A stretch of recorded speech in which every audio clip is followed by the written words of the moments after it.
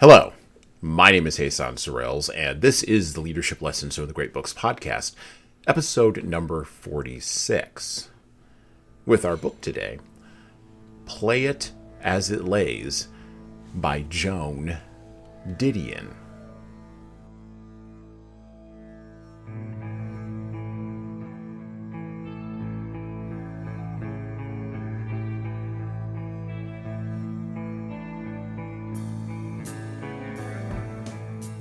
From the FSG Classics edition, we pick up today, Play It As It Lays by Joan Didion, a novel published originally in 1970. This book was one of Didion's greatest. It stands as an example of Didion's fiction, along with Run River, A Book of Common Prayer, Democracy, and The Last Thing He Wanted. Now, we covered Joan Didion last year. You might want to go back and listen to that episode. We talked about her great initial nonfiction collection of essays, Slouching Towards Bethlehem. We are also, in future episodes, going to cover The Year of Magical Thinking and The White Album, as well as After Henry and Miami. As you could probably tell, I'm a huge Didion fan, and we're going to get into why I'm a huge fan, but we're also going to get into why Didion is important for leaders to understand. And we begin that process by reading directly from the introduction to this edition of Play It As It Lays by David Thompson. And I quote, "We have come into the age of the no-fault novel, rather like the blame-free divorce. Yet Maria seems unwilling to let that disclaimer slip by. On the other hand, she is smarter or cooler than the other people, and that opening sentence surely insists on the etiquette or the morality of being cool, in that she has learned not to ask the question. And here's the first sign of the gambler's ethos.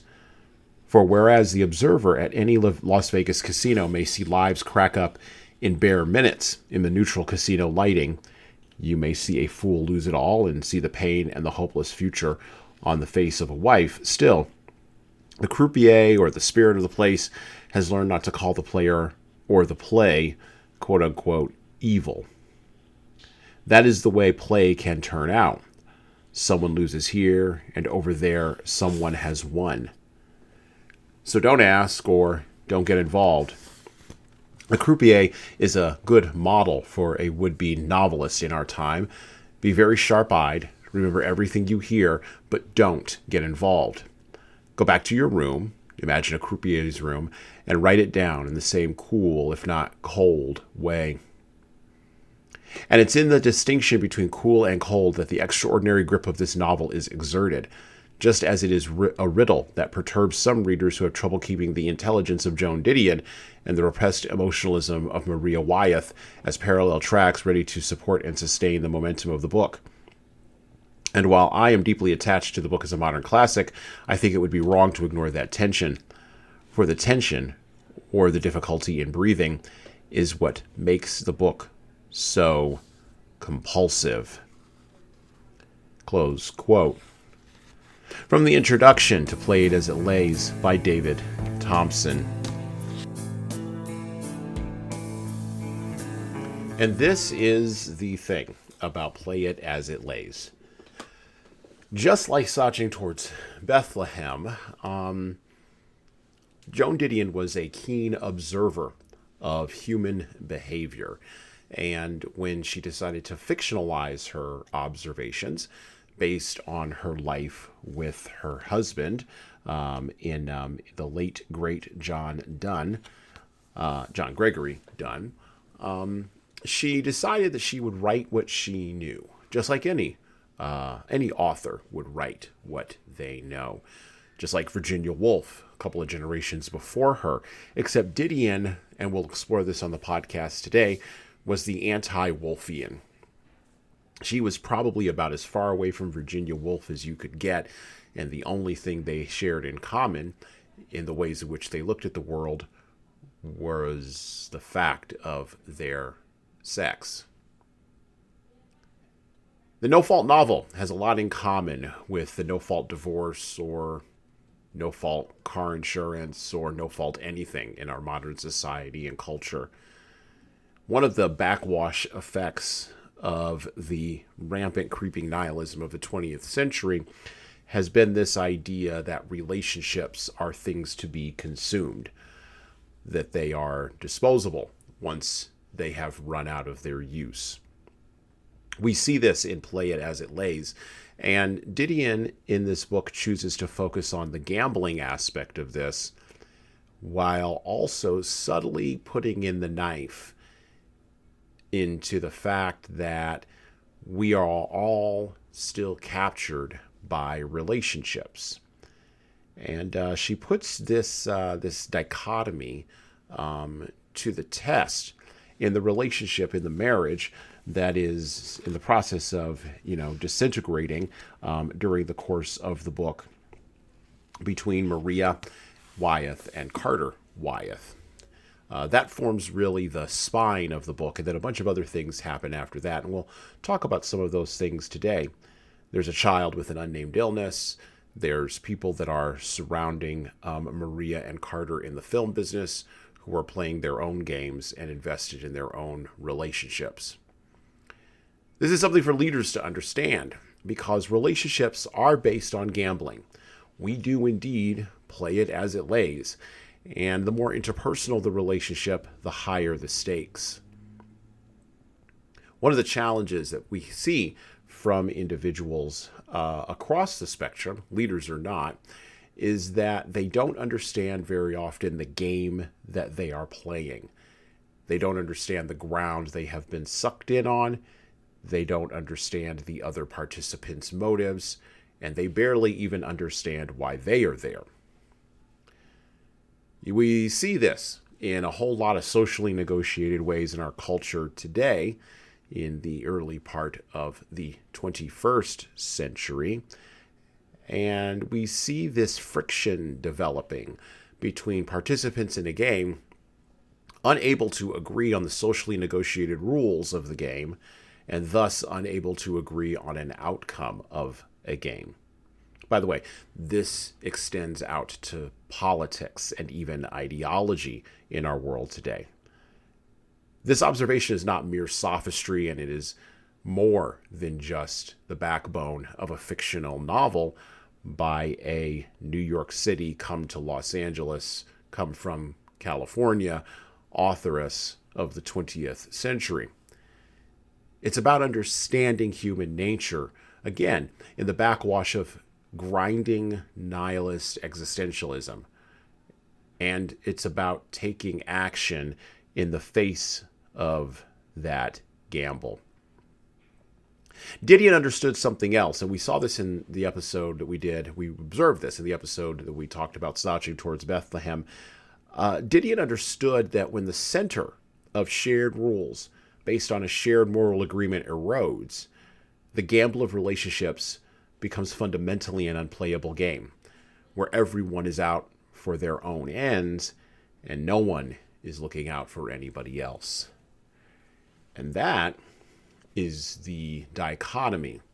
That is the Rubik's Cube we are going to try to make at least one side match up of today on the podcast.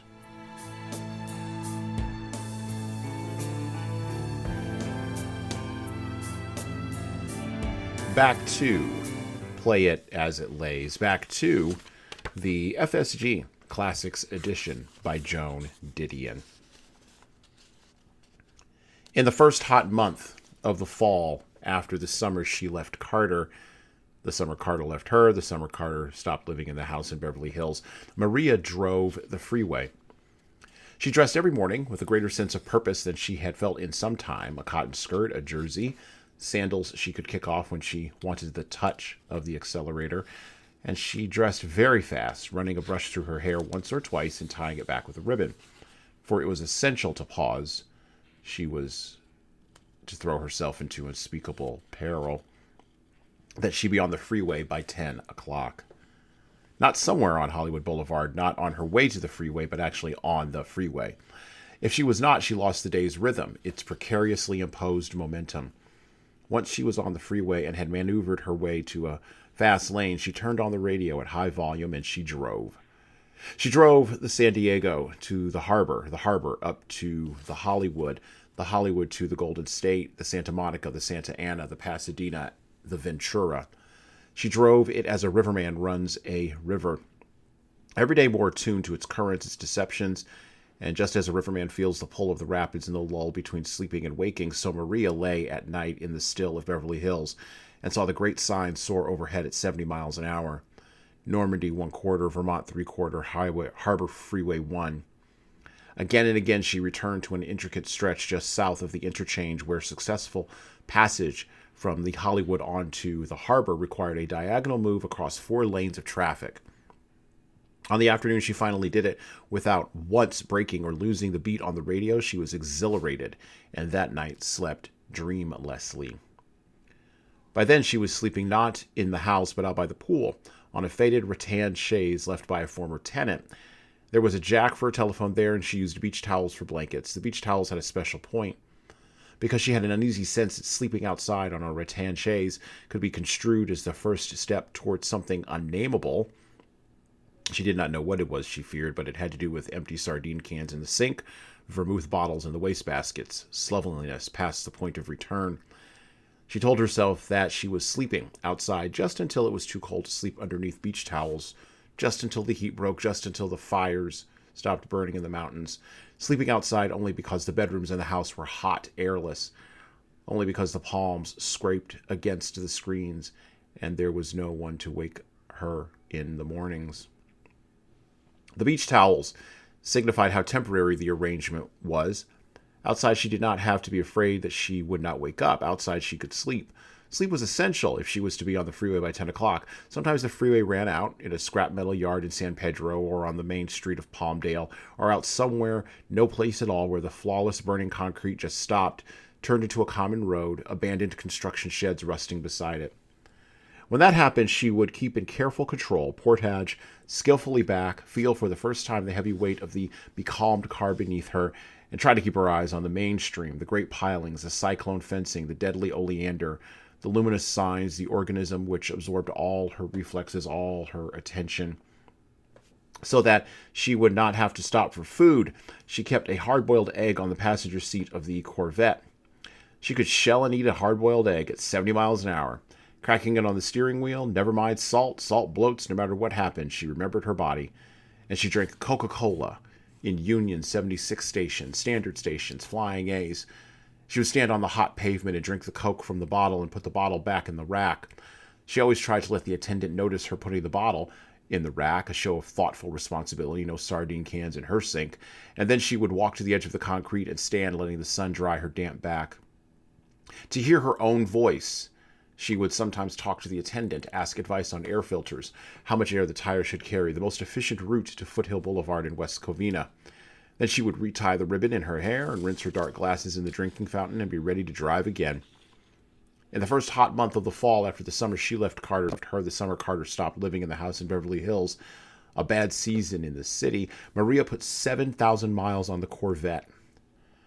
Sometimes, at night, the dread would overtake her, bathe her in sweat, flood her mind with sharp flash images of Les Goodwin in New York and Carter out there on the desert with BZ and Helen, and the irrevocability of what seemed already to have happened.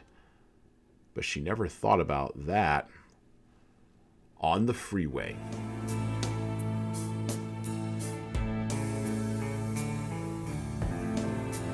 At the end of man's search for meaning, there is no good or evil, just the yawning abyss that stares back through you, just as, ironically enough, Nietzsche promised. Now, as has been stated on the podcast before, I am not a fan of Friedrich Nietzsche, that original bad boy of philosophy. I am a person who is convinced that he was playing a game, the game called Two Lies and a Truth. Now, you can go back and listen to our podcast on Thus Spake Zarathustra, if you want to check out more of my thoughts on Nietzsche. But when we look at meaning and when we look at the search for meaning, that previous piece there that I pulled from Play It As It Lays, that I quoted from Play It As It Lays, really does get to the heart of meaning. The freeway, the Coca-Cola, the cracking of the eggs, the moving across the freeway like a ferryman. Unlike Jane Austen, Joan Didion didn't search for meaning in action and in the external. Unlike Virginia Woolf, who searched for meaning in the self, Didion instead searched for meaning in the gamble, searched for meaning in the nature of what the action meant, not in the action itself. The riding of the freeway, like a shark rides the waves, is the primary example that Didion uses in Play It As It Lays to discover meaning or to find something out of this meaningless mess that is Maria Wyeth's life. Maria searches the freeway endlessly throughout the course of the book for Nietzschean levels of meaning. And this process would prove to be as unsatisfying as drinking, doing drugs, having sex, or getting divorced from her husband Carter. It wouldn't fill the abyss. Now, that lack of being able to fill the abyss means that the search for meaning there is probably the search you want to stop doing. If you're not getting the thing that you want, you probably ought to go do something else. You probably ought to change tactics, or at the very minimum, rethink your whole strategy. Maria also, and we don't find this out until a little bit later, and we'll talk about the great opening lines in Play It As It Lays a little bit later on in this podcast, but Maria is searching for the evil in the circumstances, because identifying that evil, identifying that Luciferian impulse, that act of identification might provide meaning itself. The problem is, Maria Wyeth and Joan Didion, as David Thompson said in the introduction, run parallel to each other. Didion coolly examining Maria, and Maria hotly pursuing identity and meaning, hotly pursuing what is underneath the why, underneath that Luciferian impulse towards things falling apart. And the problem is, there's nothing under there but chaos. There is no why. There's just the chaos. Now, you can claim that this is Derridian postmodernism, or you can claim that this is mere sophistry. I believe that's probably the second time I've used that term in this podcast. But it's not. This is the logical end of the Nietzschean worldview. And leaders need to understand the logical end of this worldview in order to combat it, in order to put a flag in the ground and stake a claim to meaning, and to have other people follow that claim, or at the very minimum, to be able to have an argument with those people. Now, those very same other people can be a problem, right? Because they have their own claims to meaning. Perhaps not as fully thought out as the leader, but they do have their own claims, and sometimes those claims can be deceptive. Sometimes those claims can be valid, but many, many times those claims are going to be probably not fully thought out, probably not valid, and probably half-baked. And leaders are going to have to persuade and get into relationship with the half-baked.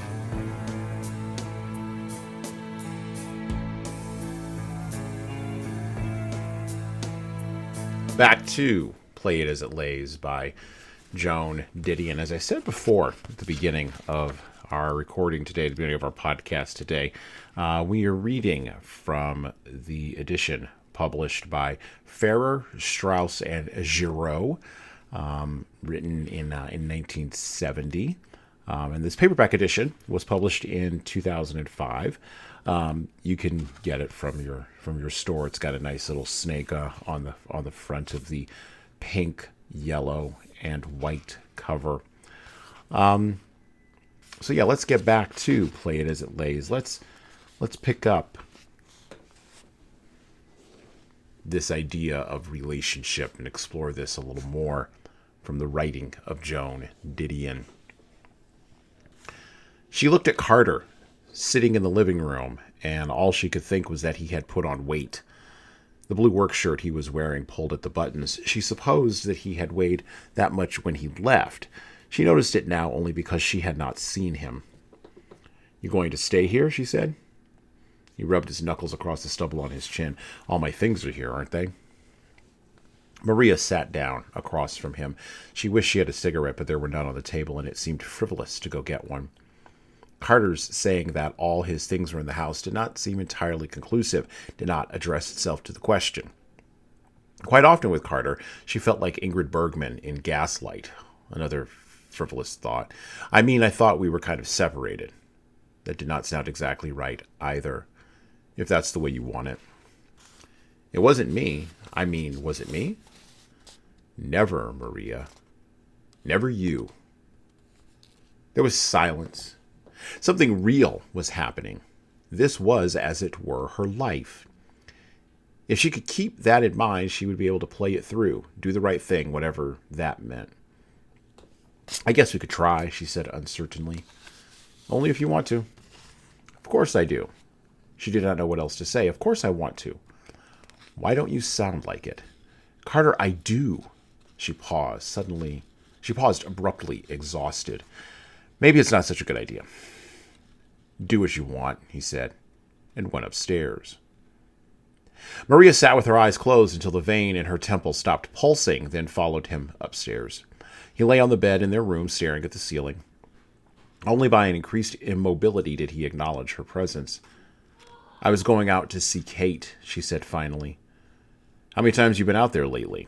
He still did not look at her. "Hardly at all," she said, and then, "In the past few weeks, maybe a couple of times." "You've been there 4 times since Sunday." Resolutely, Maria walked into the dressing room and began pinning back her hair. "They called me," Carter said from the bedroom, speaking as if by rote.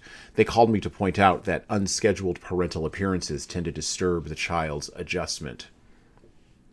"Adjustment to what?" Maria jabbed a pin into her hair. "We've been through this, Maria. We've done this number about 50 times.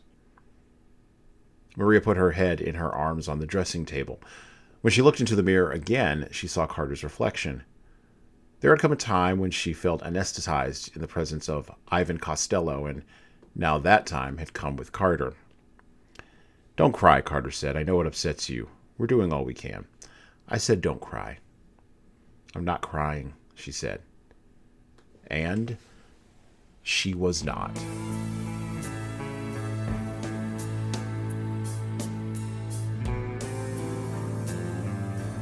Avoiding the real and embracing the pretend is the mode for the last couple of generations of folks. It's interesting that we're talking about this book today, the gamble that exists between human beings in interpersonal relationships. When Didion wrote this book, the 1970s hadn't quite kicked off yet, and obviously the internet had not brought us the opinions of other people from all across the globe directly to our hands. When we are arguing with someone online, or even in real life, but let's focus on the online piece here for just a second. When you're arguing with someone online, you're not actually arguing with a real human being. Yeah. They may have their real name on their Facebook page, or they may have their real name in their Twitter bio, or they may have their real name on TikTok or Instagram or Snapchat or wherever it is you go to argue with people on the internet, or in that Reddit forum, or via email, or, well, email's a little bit probably closer to being real. But the point is you're not actually arguing with that person. What you are doing is you are arguing with an avatar of that person in your head. That image, that set of words you see on the screen, or even that bouncing video you see, that becomes a box. It becomes a repository. It becomes a place to put all of your problems and your issues and your concerns. They don't actually have anything to do with the person as they really are, because you're never going to know them as they really are. In essence, when we argue with people in the pretend world of social media discourse, we are gambling with fake money in a casino that Mark Zuckerberg built.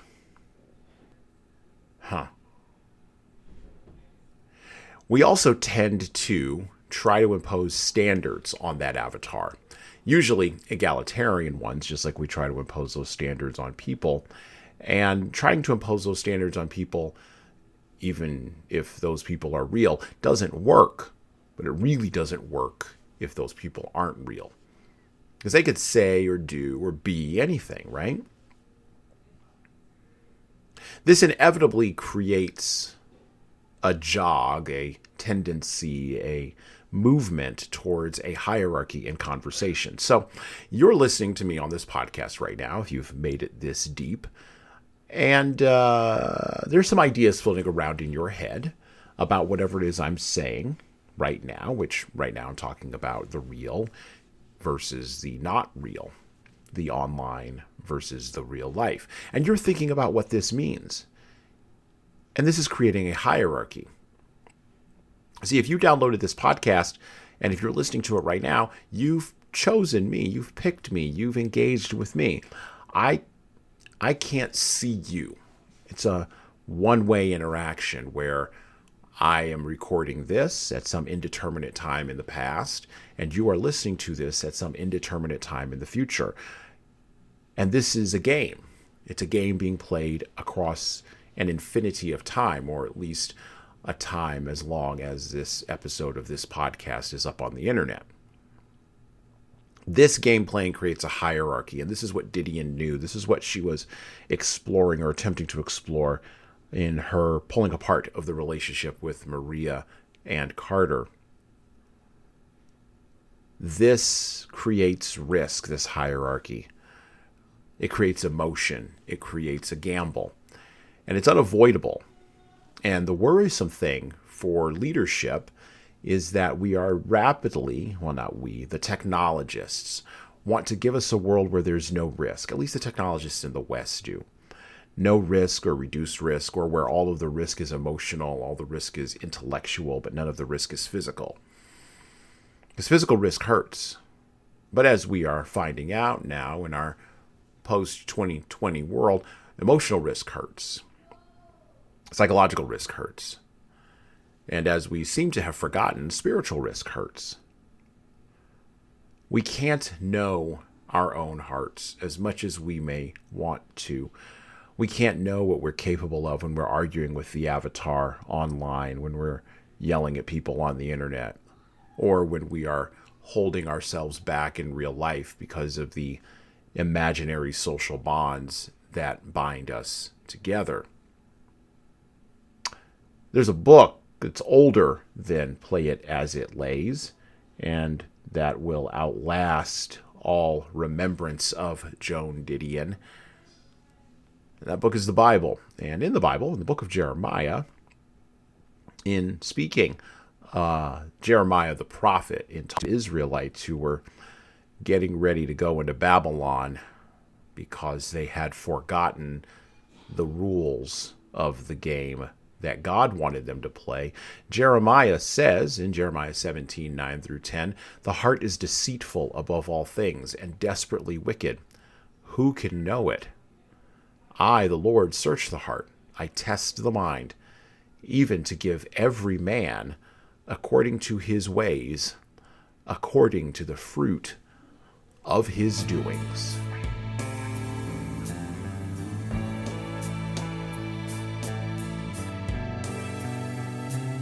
Back to the book, back to Play It As It Lays. As we turn the corner here We're going to read a couple of different selections from the FSG Classics edition. I'll play it as it lays. And I quote, "What makes Iago evil?" Some people ask. I never ask. Another example, one which springs to mind because Mrs. Bernstein saw a pygmy rattler in the artichoke garden this morning and has been intractable since. I never ask about snakes.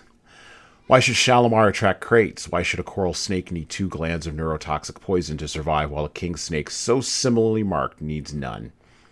Where is the Darwinian logic there? You might ask that. I never would, not anymore. I recall an incident reported not long ago in the Los Angeles Herald-Examiner. 2 honeymooners, natives of Detroit, found dead in their scout camper near Boca Raton. A coral snake still coiled in the thermal blanket. Why? Unless you are prepared to take the long view, there is no satisfactory, quote-unquote, answer to such questions. Just so, I am what I am. To look for, quote-unquote, reasons is beside the point. But because the pursuit of reasons is their business here, they ask me questions. Maria, yes or no? I see a cock in this ink blot. Maria, yes or no? A large number of people are guilty of bad sexual conduct. I believe my sins are unpardonable. I have been disappointed in love. How could I answer? How could it apply? Nothing applies, I print with the magnetized IBM pencil. What does apply, they ask, as if the word nothing were ambiguous, open to interpretation, a questionable fragment of an Icelandic rune. There are only certain facts, I say, trying again to be an agreeable player of the game. Certain facts, certain things that happened. Why bother, you might ask? I bother for Kate. What I play for here is Kate. Carter put Kate in there, and I'm going to get her out. They will misread the facts, invent connections, will extrapolate reasons where none exist. But I told you, that is their business here.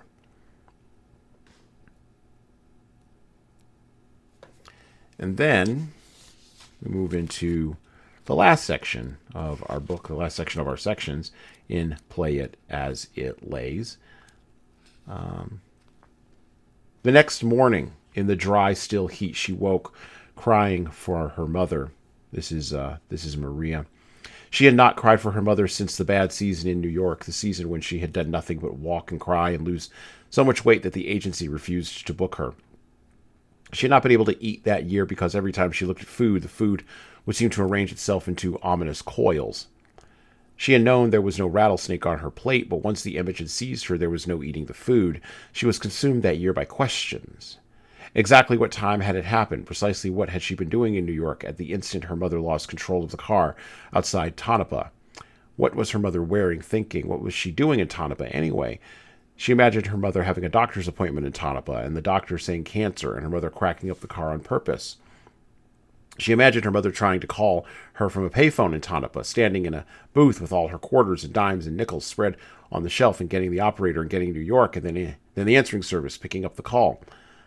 Maria did not know whether any of that had actually happened, but she used to think it particularly around the time the sun set in New York. Think about the mother dying in the desert light, the daughter unavailable in the eastern dark.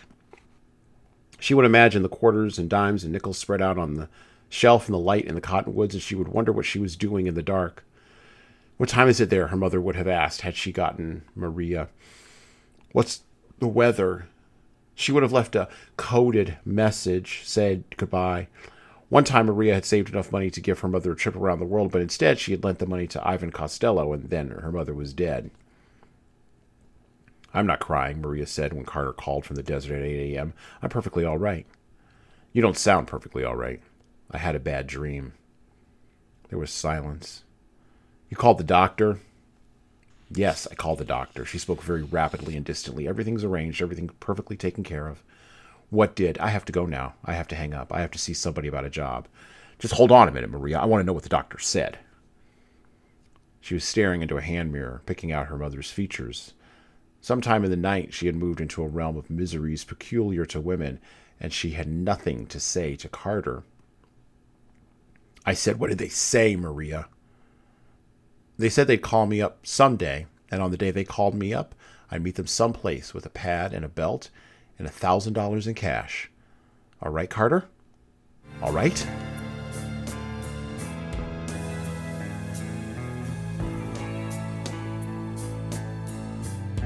When faced with a hellish decision, the worst thing possible is to be cut off from your tradition, cut off from your roots.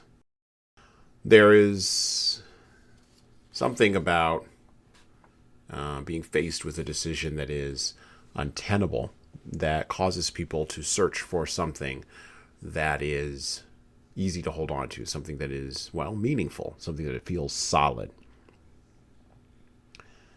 Before we killed God in the West, religion used to serve that function.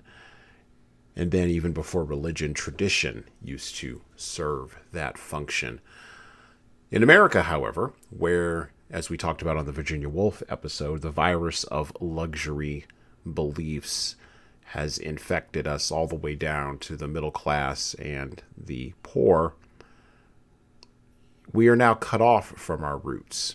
And so when that happens, suicide begins, disintegration begins, slowly at first, and then all at once.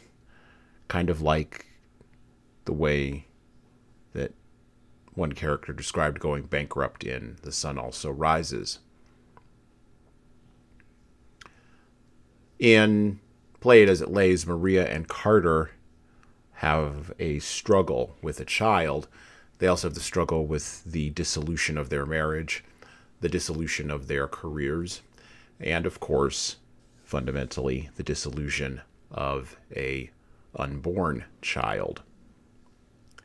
When you're cut off from your roots, when you're faced with hellish decisions, as you most assuredly will be, when you're faced with evil that is chaotic and seems to be as meaningless, or maybe even is as meaningless, as the snake Maria mentioned, being cut off from your traditions, being cut off from your roots, and floating aimlessly isn't going to help you. Having all of your options open isn't the way forward. By the way, having all your options open, that's a luxury belief as well. The fact of the matter is that we in the West, and this is something that leaders need to pay attention to, along with the gambling and the searching for meaning and the recognizing of the Luciferian deception, leaders have to be able to differentiate between the simple and imperfect good. They have to be able to differentiate that from the nihilistic evil pretending to be complex. And at the core of relational collapse is this lack of being able to differentiate between the imperfect good and the nihilistic evil pretending to be complex. Leaders need to get a hold of that. They need to bind that together. This is a daunting task, and I don't want to minimize it in the least. We are so far gone into the backwash of postmodern dread that we, as leaders, need to practically begin to struggle with meaning. And Didion shows us the way. She gives us a snapshot of a woman's life where if one person had provided meaning for her, had provided a root for her, had provided stability for her, she would have made it. She probably would have been fine.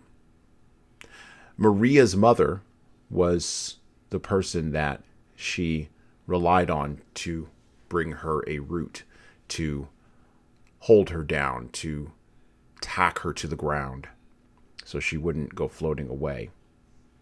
By the way, this has happened in my own life. I mean, when people that you love die, it does feel as though you are floating away. It does feel as though anything is possible. And that is both exhilarating and in equal parts terrifying. A leader's job is to guide people back to earth, guide people back to their traditions, back to their roots, so that something can be preserved for the future.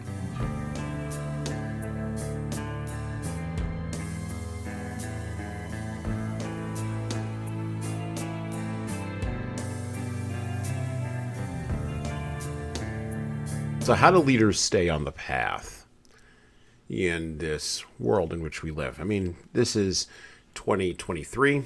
We are, gosh, well over 50 years down the road from Didion, and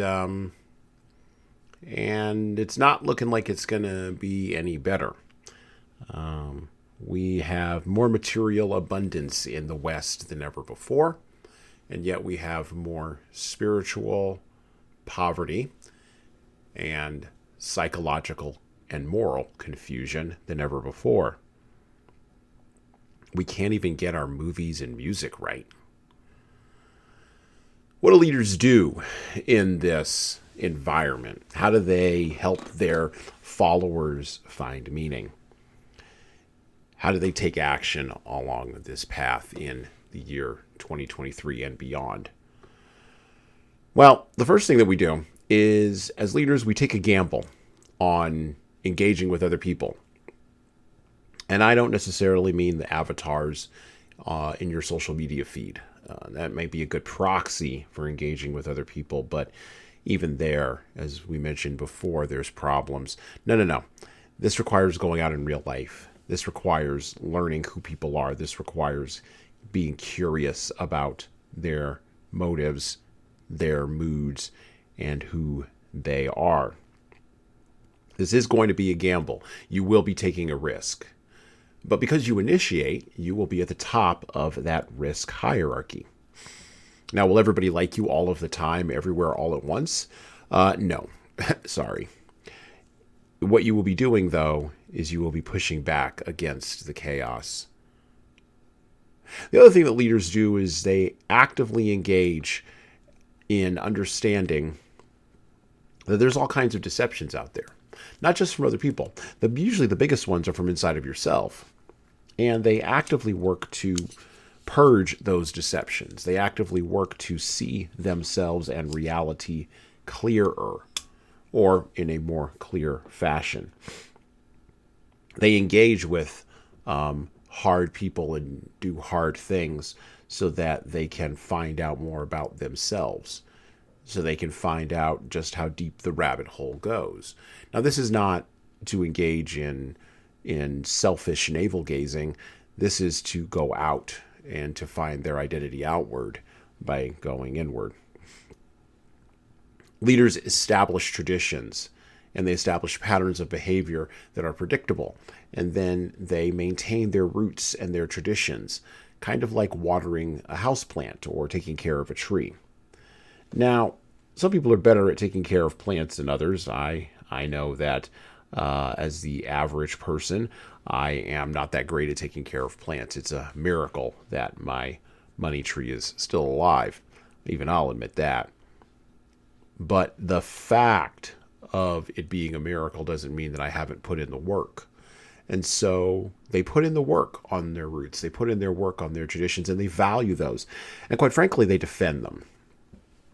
Is there a time when those traditions and those roots need to be questioned, need to be dug out? Perhaps. But I think there's been quite enough of that done already. Finding meaning means maintaining roots, maintaining traditions, growing things in the real world with real people, and then finding meaning in the real world with real people doing real things that really matter, and playing the long game and taking a big gamble that you just might lose, but you also might win. And remember, you cannot win, nor can you lose if you don't play the game. And well, that's it for me.